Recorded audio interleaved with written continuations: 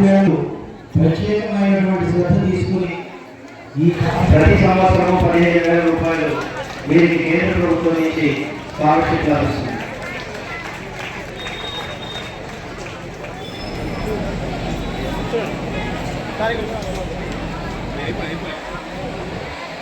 $582 or $600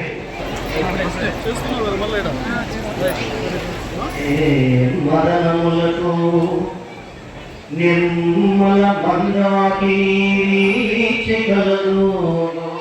రాయంసనునే తరంగినులకు లలిత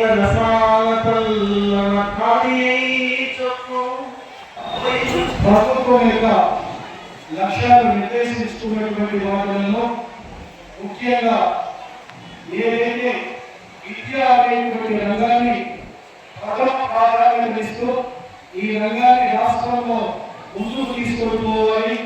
దేశంలో ఉన్నటువంటి అన్ని రాష్ట్రాల కంటే కూడా మన యొక్క ఏదైతే ఉత్తీర్ణత శాతం కానివ్వండి, నాణ్యమైనటువంటి విద్యను అందించేటువంటి విషయంలో కానివ్వండి, మన రాష్ట్రం ముందుండాలనేటువంటి లక్ష్యంతో ఈ రోజు గౌరవ ముఖ్యమంత్రి నారా చంద్రబాబు నాయుడు గారు ఆ విధంగా ఈ విద్యారంగాన్ని ముందుకు తీసుకెళ్ళిపోవాలని ఉన్నటువంటి విషయాన్ని ఈ సందర్భంగా నేను తెలియజేస్తా ఉన్నాను.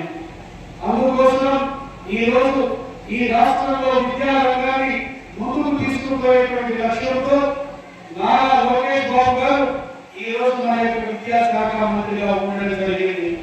వారి యొక్క లక్ష్యం ఒకటే, రాబోయే రోజులలో దేశవ్యాప్తంగా ఉన్నటువంటి కాంపిటేటివ్ ఎగ్జామ్స్ లో కానివ్వండి, లేకపోతే మనకు ఉన్నటువంటి ఎగ్జామ్స్ ఏదైతే 10th కానీ, ఇంటర్మీడియట్ కానీ, లేకపోతే హైయర్ ఎడ్యుకేషన్ కానీ ఏదైనా కూడా మన విద్యార్థులు అత్యధిక శాతం ఫస్ట్ క్లాస్ లో పాస్ కావాలనేటువంటి లక్ష్యాన్ని నిర్దేశించుకోవడం జరిగింది. ఈ రాష్ట్ర ప్రభుత్వం ముఖ్యమంత్రి గారు, విద్యాశాఖ మంత్రి గారిని ఈ సందర్భంగా నేను తెలియజేస్తా ఉన్నాను.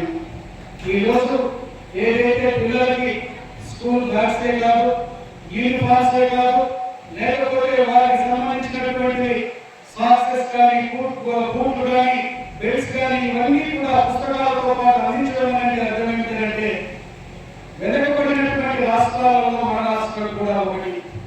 వెనుకబడుతున్నాం అనేటువంటిది విద్య ద్వారా పోగొట్టాలి.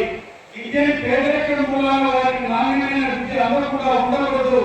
ఇదే కాదు, ఇక్కడ మన సభావేదిక ఏర్పాటు చేసుకున్నటువంటి స్కూల్ గర్ల్స్ హై స్కూల్ నిజంగా చాలా గర్వకారణంగా గర్ల్స్ హై స్కూల్ చూస్తుంటే ఇప్పుడు ఉన్నటువంటి కాంపిటేటివ్ పరిస్థితుల్లో ప్రైవేట్ స్కూల్స్ ని ఎదుర్కోలేక గవర్నమెంట్ స్కూల్స్ లో స్ట్రెంత్ తగ్గిపోతా ఉంటే ఇక్కడ దాదాపు 1000 మంది విద్యార్థులు ఈ స్కూల్లో చదువుతున్నారంటే మన స్ఫూర్తిగా ఈ స్కూల్ హెడ్ మాస్టర్ గాని, ఉపాధ్యాయులు అందరినీ వీరందరినీ నేను అభినందిస్తున్నాను. మీరు చక్కగా వారికి విద్యార్థులకు విద్య నేర్పించబట్టి ఇంతమంది పిల్లలు మీ స్కూల్లో చదువుతున్నారు. ఇదే విధమైనటువంటి విధానాన్ని కొనసాగించవలసిందిగా నేను అందరినీ ఈ సందర్భంగా నేను కోరుతా ఉన్నాను. ఇదే కాకుండా హెచ్ఎం గారు చెప్పారు, 578 మార్క్స్ వచ్చాయని చెప్పారు. నిజంగా చాలా గర్వమైనటువంటి విషయం.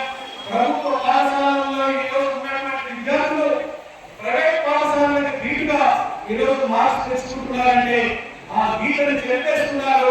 నాణ్యమైన విద్యను అందించే దానిలో ప్రభుత్వ పాఠశాలలో బోధిస్తున్నటువంటి ఉపాధ్యాయులు అందరూ కూడా చక్కటి విద్యను బోధిస్తా ఉన్నారు. ఇదే విధానాన్ని ముందుకు తీసుకోవాల్సిందిగా మరి ఒకసారి నేను కోరుతూ